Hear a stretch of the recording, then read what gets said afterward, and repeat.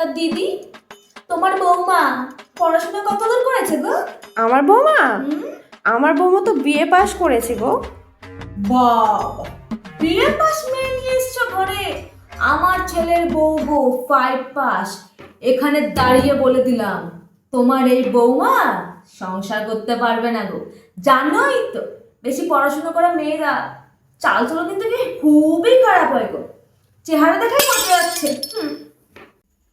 ও মা, দিদি তুমি রান্না করছো যে?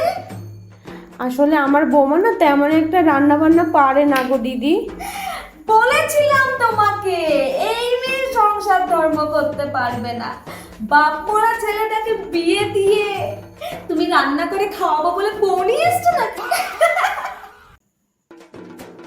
কি গো নতুন বউ, রান্না বান্না তো কিছুই পারো না।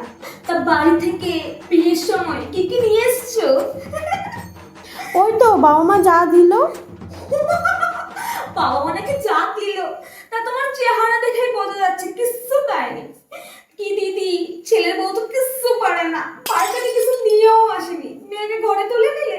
আমার ছেলের বউ গো 5 ভরি সোনা, টিভি, ফ্রিজ, আলমারি, 4 চাকা 2 চাকা সব নিয়েছি, সব।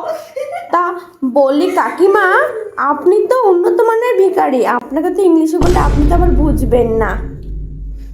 আসি গো দিদি, আসি। তোমার যে বৌমা, আসি।